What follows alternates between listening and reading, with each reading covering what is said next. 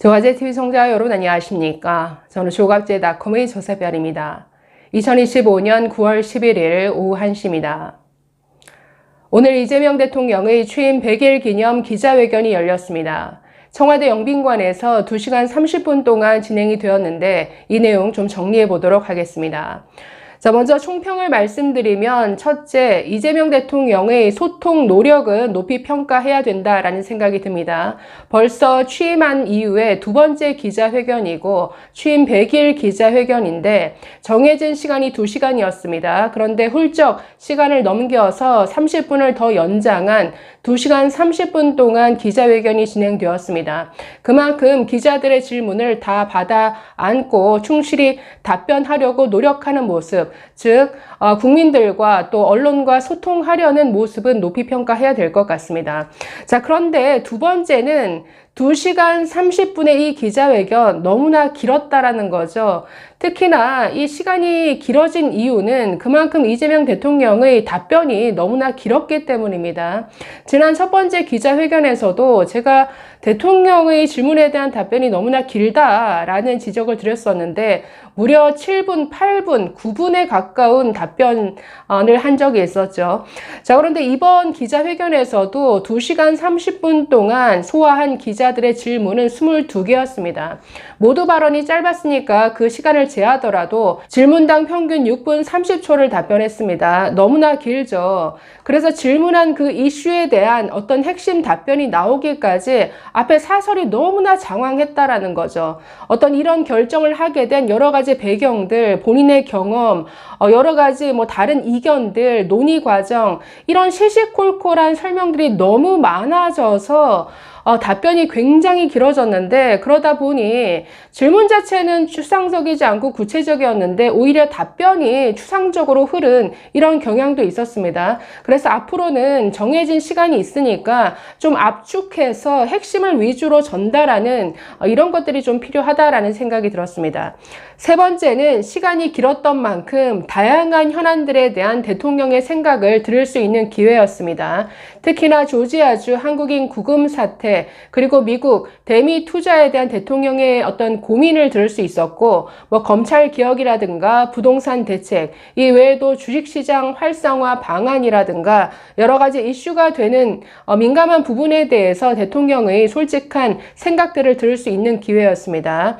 네 번째는 민주당과 어떤 당정 관계에 있어서 대통령의 어떤 미묘한 입장이 좀 흥미로웠는데 어떤 부분에 있어서는 민주당이 힘을 실어주고 어떤 부분은 좀 결을 달리하는 모습을 보였습니다. 특히 검찰 개혁과 관련해서는 정부가 앞으로 주도하겠다라는 뜻을 보였는데 자, 구체적으로 좀 들어가서 살펴보도록 하겠습니다. 자, 오늘 모두 발언이 짧았던 것은 굉장히 좋았던 것 같습니다. 윤석열 전 대통령 같은 경우에는 모두 발언에서부터 시간을 너무 많이 써서 정작 기자들의 질문 기회가 어떤 떨어지는 측면이 있었는데 오늘 모두 발언은 거의 5분도 걸리지 않았던 것 같습니다. 자, 그래서 모두 발언에서는 벌써 취임 100일이 됐다. 대통령의 1시간은 5,200만 시간의 가치가 있다라고 생각하고 분초를 아껴서 일을 했다라고 자평했습니다. 그리고 민주주의, 또 외교, 안보, 민생, 경제 여러 가지 망가진 것들을 바로잡기 위해서 분투를 했고 정상화, 회복과 정상화를 위한 시간이었다라고 자평했습니다. 자, 그러면서 코스피 지수 3,300을 넘어서 사상 최고치를 기록하고 있는데 주식시장이 뭔가 정상화되고 활성화된 것에 대해서 굉장히 자부심을 느낀다라고 밝혔습니다. 자, 이런 모두 발언이 끝난 이후에 자, 기자들의 질문은 세 분야로 나뉘어서 진행이 됐습니다. 민생, 경제 분야, 정치, 외교, 안보, 그리고 사회, 문화. 자, 그래서 오늘 총 22개 질문이 나왔는데 사실 질문보다 답변이 너무 길어서 시간이 30분이나 더 넘겼는데 몇 가지 질문만 핵심적으로 살펴보면 자, 맨 첫 번째 질문이 부동산 대책. 지금 수요 억제책으로 흐르고 있는데 공급 대책이 부족하다라는 지적들이 있다. 앞으로 부동산 대책 어떻게 할 거냐? 이 질문이 첫 번째 질문이었습니다.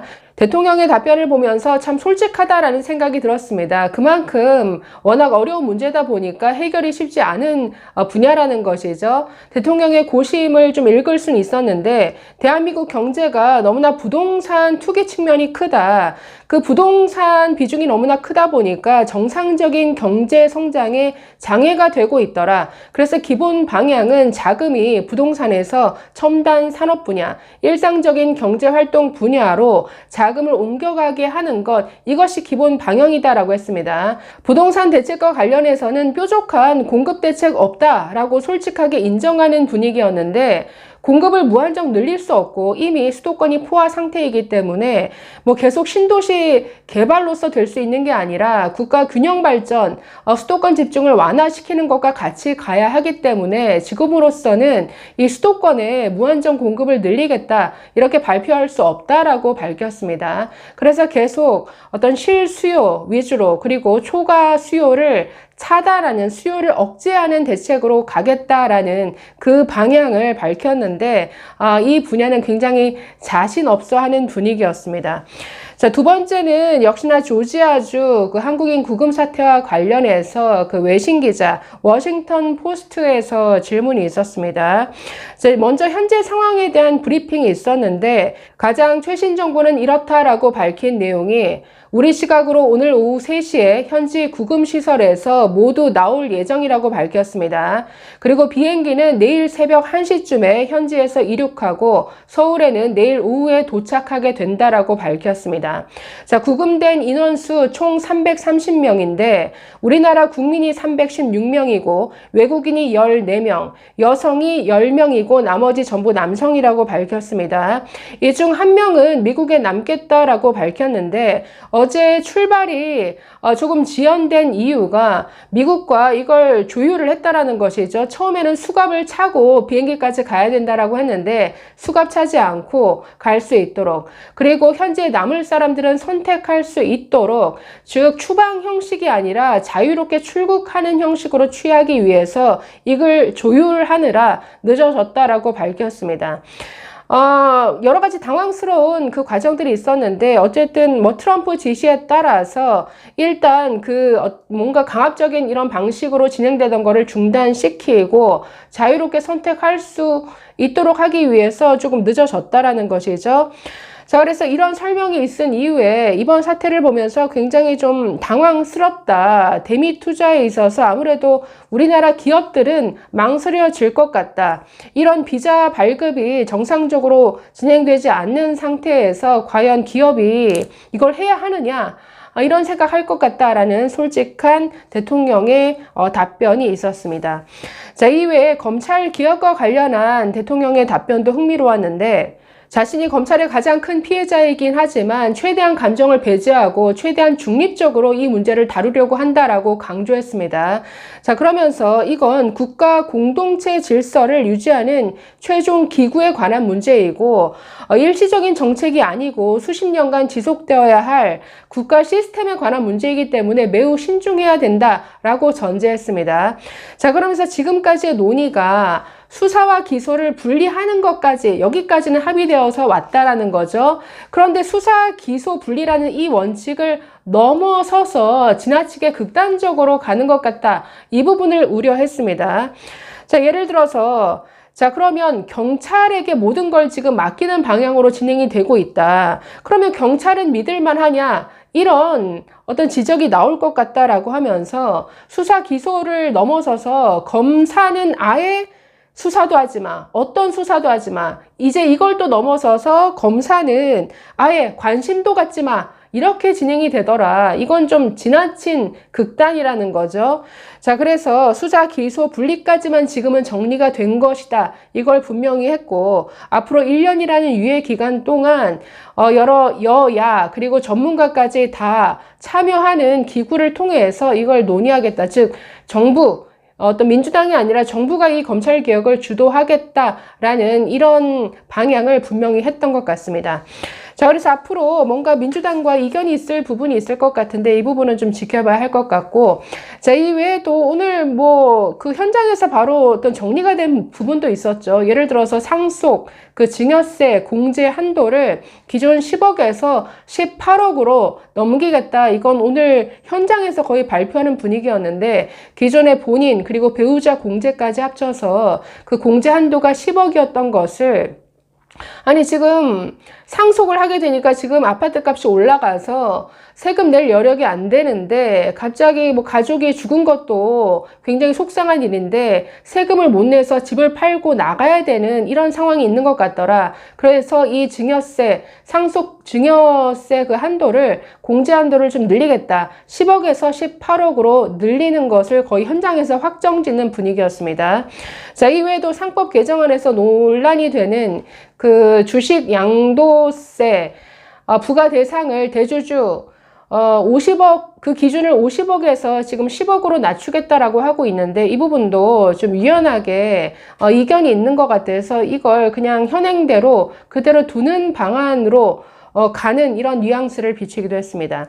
자, 이 외에도 민주당에 힘을 실어준 부분은 여야 협치와 관련된 부분이었는데, 며칠 전에 여야 회동을 했는데 하루 만에 뒤집혀져서 서로 또 싸우고 있다. 그리고 그 내란 특검을 연장하는 것, 이와 관련해서도 합의했다가 지금 민주당이 이걸 뒤집었죠. 여기에서는 민주당이 힘을 실어주는 발언을 했습니다.